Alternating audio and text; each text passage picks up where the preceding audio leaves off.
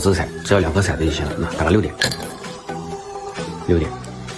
比如想打7，往这里一放，过个3秒钟，打出来就是7，3、7、11。在牌上打也行，在碗里面打也行，只要一副骰子就可以了。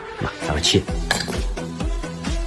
啊，其实就这个啊，这个小磁铁放在这个里面，用双面胶粘上的啊，利用这个动一下啊，打出去。比如说从牌上走啊。